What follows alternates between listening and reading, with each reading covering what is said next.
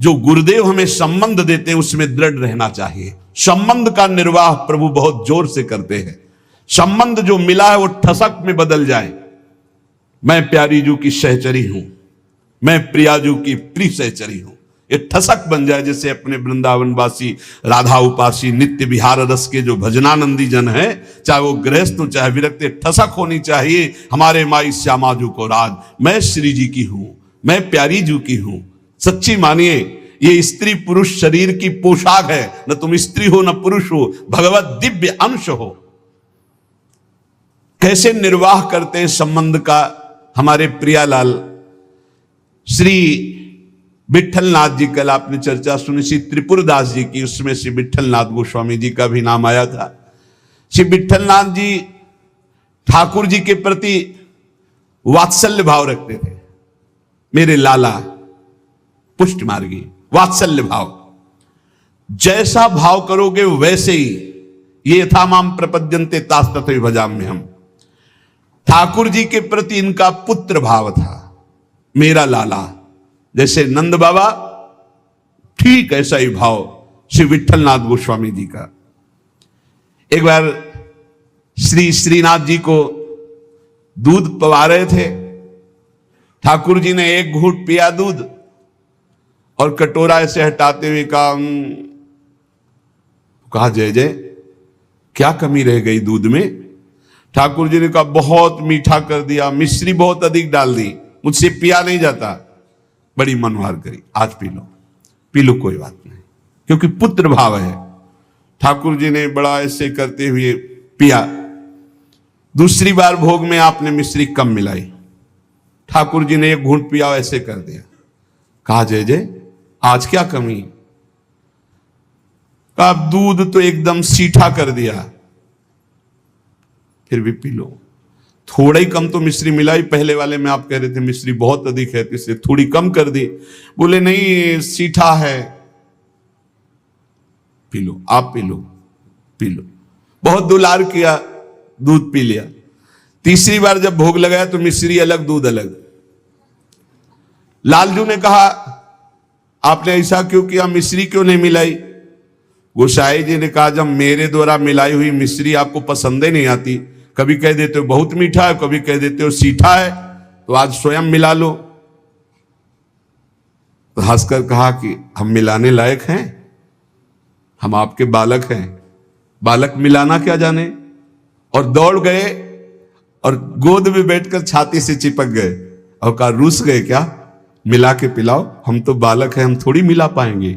ये था माम प्रपद्यन्ते, वात्सल्य भाव, मेरे पुत्र हो। तो वैसे ही ठाकुर जी गोसाई जी ये हृदय से चिपक करके श्री श्रीनाथ जी कहने लगे मैं तो आपका बालक हूं ना। अशुभ प्रवाह होने लगा। ठाकुर जी ऐसे महान सुख देते हैं जो जिस भाव से।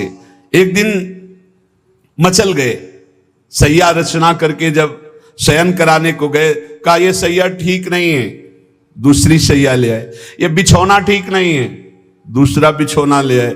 नहीं नहीं ये रंग मुझे पसंद नहीं, और रंग का बिछौना बिछा दिया।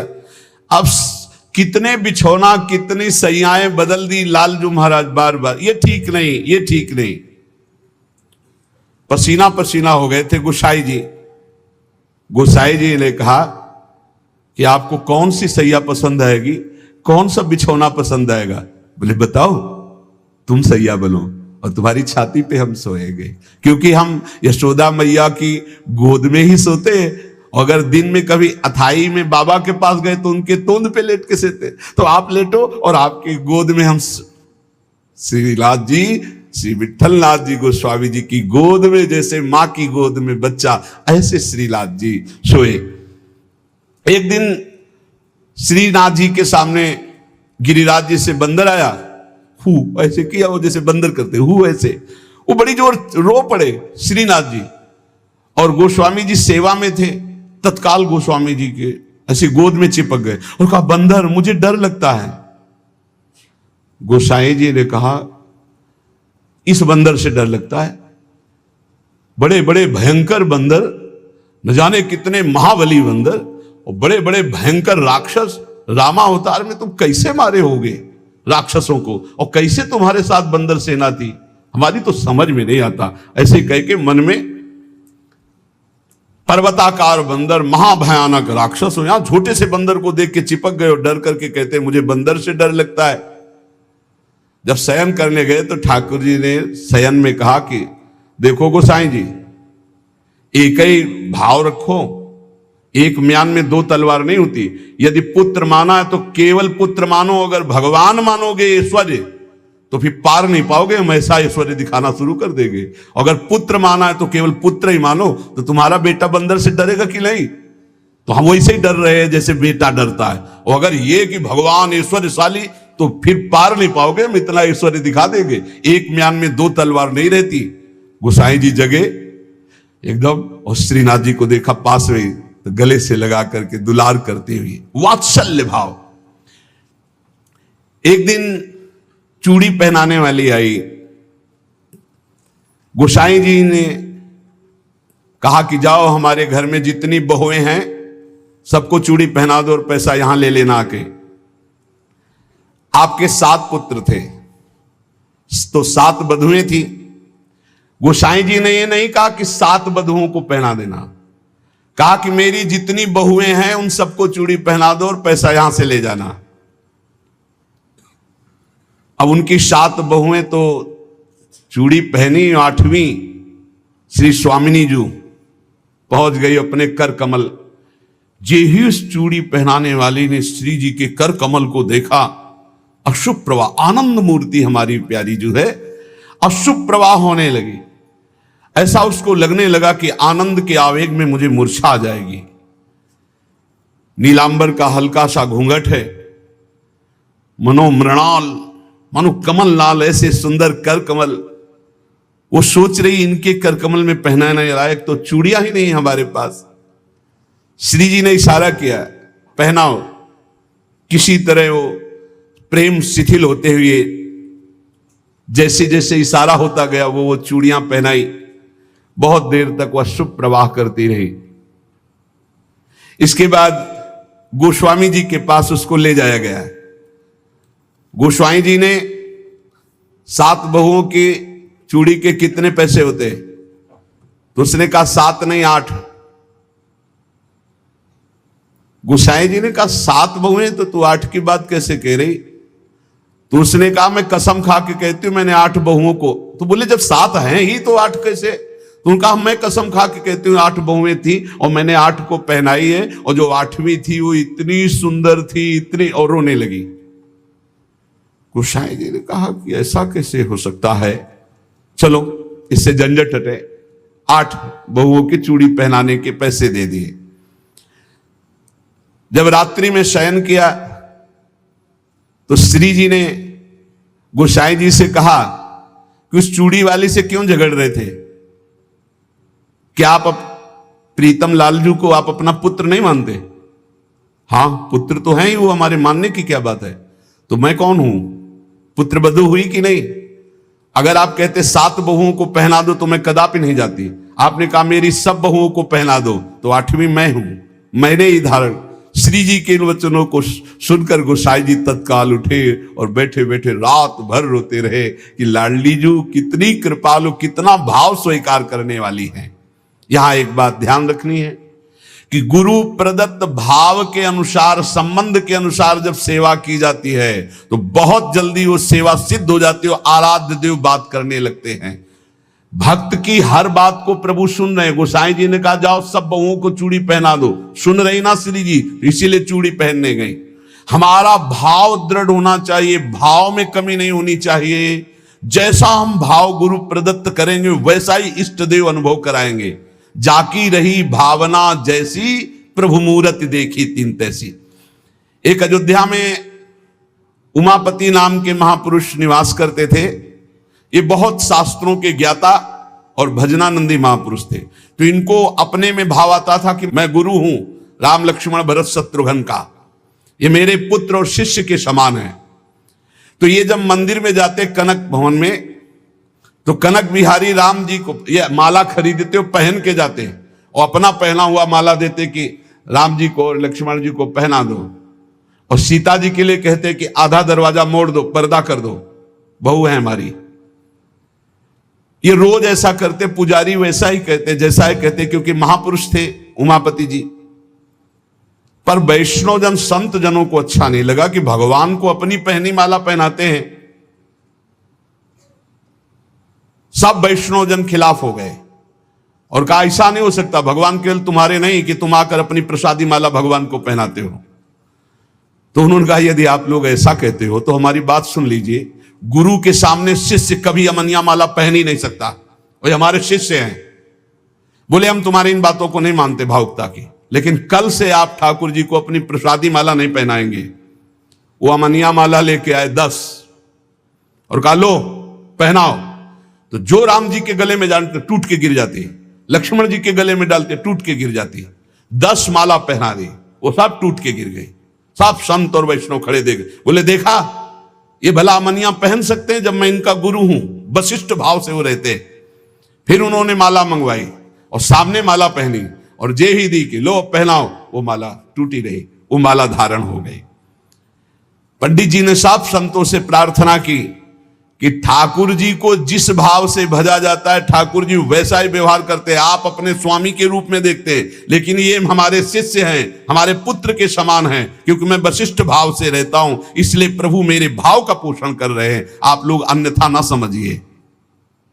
और जब ये मंदिर जाते तो पुजारी से कह देते कि जानकी जी की तरफ का दरवाजा थोड़ा सा जैसे बहु ओट में होती है ऐसे करो, कर देते। भावानुसार पुजारी जी जे ही देखते कि उमापति पंडित दर्शन करने आ रहे तो जानकी जी की तरफ दरवाजा कर देते या पर्दा कर देते। पुजारी जी विशेष सावधानी पूर्वक ऐसा करते। ये भी भक्तों को अच्छा नहीं लगा कि तुम ये अकेले थोड़ी दर्शन करते हो कि जानकी जी का, वो हमारी माता है, हमारे सर्वस्व हैं, आप ऐसा। तो एक दिन पर्दा नहीं किया। तो जे ही उमापति पंडित जी गए तो फटाक से आधा दरवाजा अपने आप बंद हो गया। सब आश्चर्यचकित हो गए, क्योंकि बहु ऐसा कैसे। बस ये बात समझ लो, प्रभु भाव को बहुत पकड़ते हैं, भाव ही सबसे बड़ी वस्तु है। धड़ाक से दरवाजा बंद हो गया। पंडित जी ने पुजारी जी से कहा आप कभी चूक मत करना, जानकी जी हमारी बहू है, हमारे शिष्य की है, इसलिए वो कभी हमारे सामने ऐसे नहीं, पर्दा करके। तो पुजारी ने और संतों ने जान लिया कि महामहिम भाव को प्राप्त महापुरुष है, सबने क्षमा मांगी। गोसाई जी स्वयं पद रचना करने में कुशल और गा करके ठाकुर जी को पद सुनाने में कुशल। अष्टयाम सेवा पद्धति से श्री श्रीनाथ जी की सेवा करते और 8 परम प्रवीण कीर्तनकार नियुक्त किए। श्री सूरदास जी, श्री परमानंद दास जी, श्री कुंभन दास जी और श्री कृष्णदास जी, ये 4 महापुरुष श्रीमद वल्लभाचार्य जी महाप्रभु की कृपा पात्र थे। और श्री गोविंद दास जी, श्री चतुर्भुज दास जी, श्री छीत स्वामी जी और श्री नंददास जी, ये 4 महापुरुष श्री विठलनाथ गोसाई जी की कृपा पात्र थे। ये 8 महापुरुष 8 पहर की प्रिया प्रीतम की जो लीलाएं हैं वो गा गा कर श्रीनाथ जी के सामने सेवा पद्धति के अनुसार सुनाते थे। एक बार की बात है, किसी विठलनाथ जी श्री ठाकुर जी को भोग लगा रहे थे, तो भोग में एक तिनका देखा। बहुत दुख हुआ कि मेरे सुकुमार लाडले ठाकुर और उनके भोग में इतनी असावधानी बनाने वाले तिनका। बहुत सावधान रहना चाहिए ठाकुर जी का, जब भोग बनाए तो बोलचाल में भी सावधानी रखे, कहीं थूक की छिट्टी ना चली जाए मुख में, ऐसा होता है। तो अगर कभी बात करनी हो तो रसोई से ऐसे करके बात करे, वैसे तो बात कम ही करे, मौन धारण करके बनाए, क्योंकि अगर हम पद जोर जोर से गाएंगे या बात करेंगे तो हमारे मुख से थूक की छिट्टी ठाकुर जी के भोग सामग्री जो बन रही है उसमें गिरना हो सकता है। कितनी सावधानी महापुरुषों के चरित्र से हमें प्राप्त होती।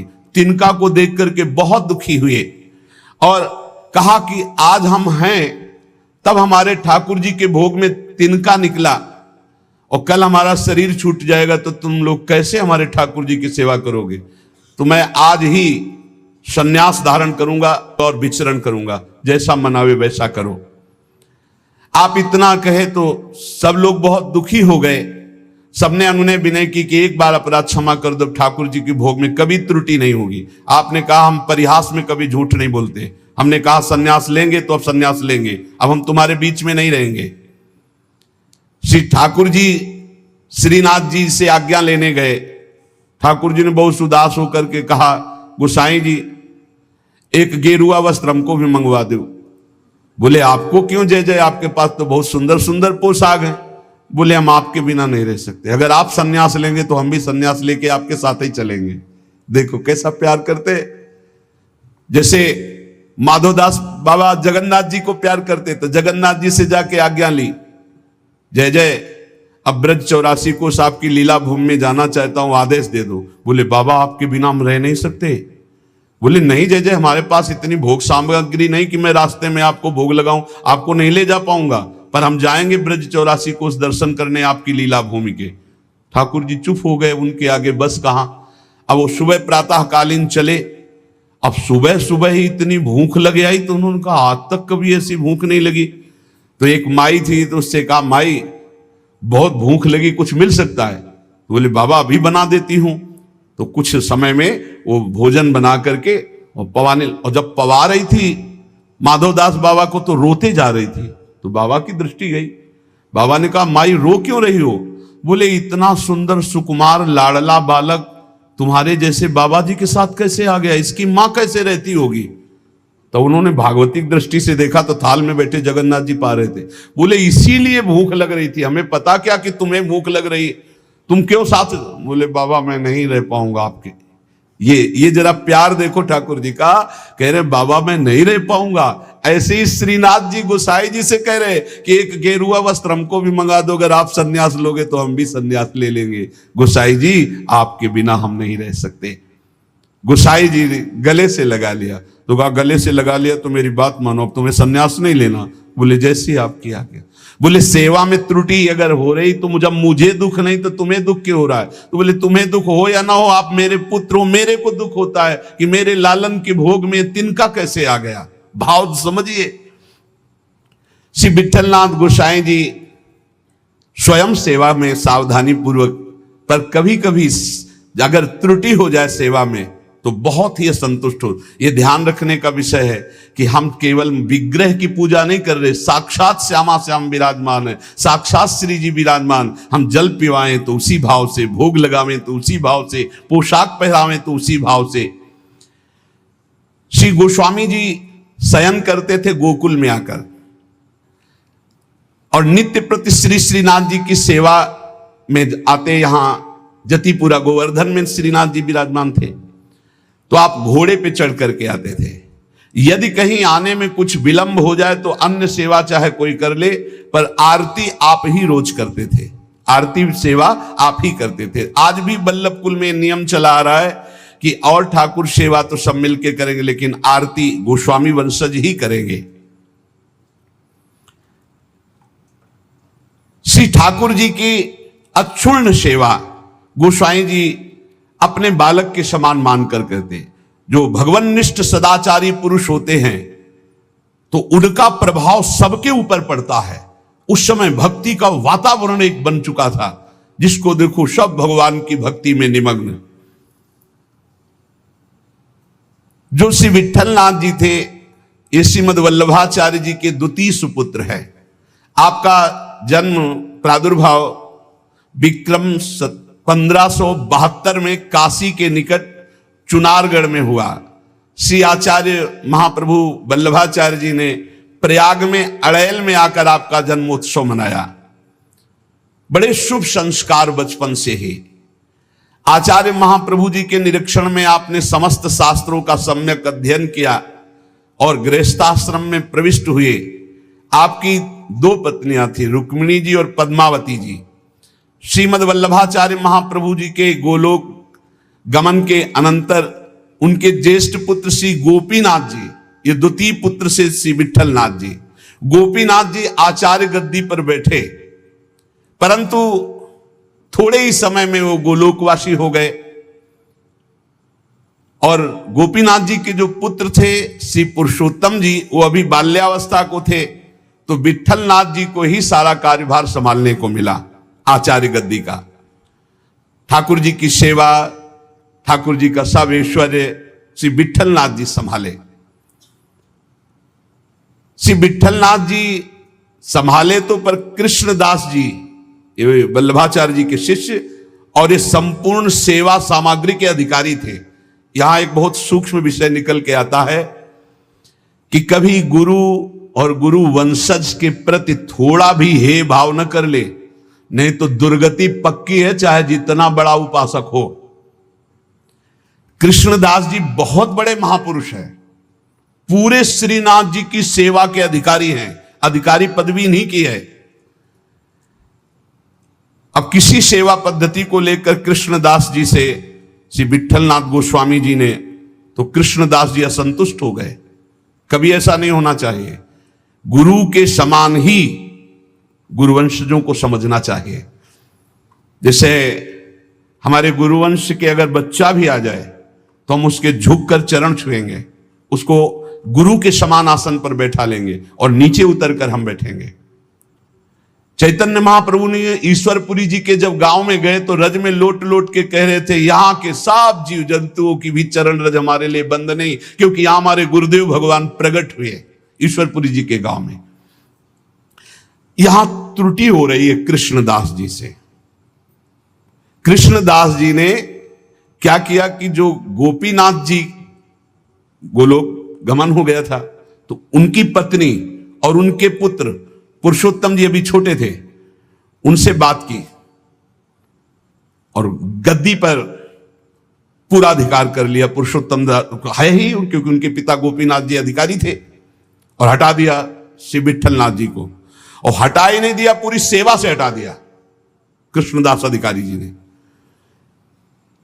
पुरुषोत्तम जी को गद्दी पे बैठा दिया, उनकी मां को समझा बुझा करके दस्तखत करवा लिए और श्री विट्ठलनाथ गोस्वामी जी को हटा दिया।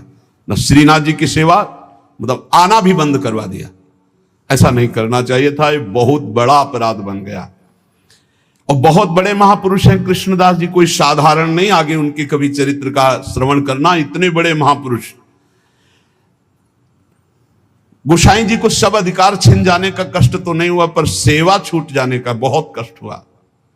और महापुरुषों के हृदय में किसी भी तरह का यदि कष्ट हो गया तो उसे फिर भगवान बर्दाश्त नहीं करते। आपको बहुत क्लेश हुआ, श्रीनाथ जी का दुलार छूट गया, सेवा छुटवा दी कृष्णदास अधिकारी ने। आप पाराशौली में जाकर रहने लगे, पर बहुत दुखी अंदर से। और दूर तक वहां तक आते जहां श्रीनाथ जी की ध्वजा दिखाई देती है, वहां से साष्टांग दंडवत करके बहुत एकाग्रता पूर्वक ऐसे देखते मंदिर की तरफ, रोने लगते श्री विट्ठलनाथ जी। ये बहुत बड़ी हानि का विषय, बहुत बड़ी हानि का विषय। गुरुजनों से विरोध करने का मतलब है सर्वस्व का नाश, चाहे जितना बड़ा भी कोई तपस्वी भजनानंदी हो। एक श्री रामदास जी भीतरिया जो ठाकुर जी की सेवा में रहते थे, वो श्री विट्ठलनाथ जी की स्थिति से परिचित थे। वो रोज गुप्त रूप से समय निकालते। यद्यप श्री कृष्णदास जी ने उनको भी मना कर दिया था, पर वो जाते और गोसाई जी को श्री लालजू का बीड़ा प्रसाद देते। बीड़ा प्रसाद आंखों से ऐसे रख करके खूब रुदन करते श्री विट्ठलनाथ जी। ये बहुत बड़ा अपराध है, बहुत बड़ा अपराध। गोसाई जी ठाकुर जी के लिए अपने कर कमल से एक फूलों का हार बनाते और कहते पहना देना जाके, और रोज एक श्लोक दैन्यता का लिखते और कहते ठाकुर जी को सुना देना जाके। श्री रामदास जी नित्य प्रति आकर वो फूलों का हार और ठाकुर जी को एक श्लोक सुनाते, ठाकुर जी को फूलों का हार पहनाते, और ठाकुर जी रोज एक पान की बीड़ी देते जो उनको जाके देते और उनको प्रणाम करते। एक दिन ठाकुर जी ने संदेश में कहा कि गोसाई जी से कह दो मेघ तो समय पर बरसेगा, तुम दुखी क्यों हो रहे हो? मेघ तो समय आने पर बरसेगा, तुम दुखी क्यों हो रहे हो? विट्ठलनाथ जी के सामने जब जाकर रामदास जी ने कहा मेघ तो समय पे बरसेगा, आप दुखी क्यों हो रहे हो? लालन ने ऐसा कहा है। तो विट्ठलनाथ जी ने कहा कि मेघ तो समय पे बरसेगा, पर चातक अपनी टेक पुकार क्यों छोड़ेगा? चातक तो रटता ही रहेगा। बहुत सुंदर बात। अगर चातक अपनी रटन छोड़ दे तो चातक कैसा? मेघ तो समय पे बरसेगा, वो बरसे, लेकिन चातक अपनी रटन नहीं छोड़ सकता।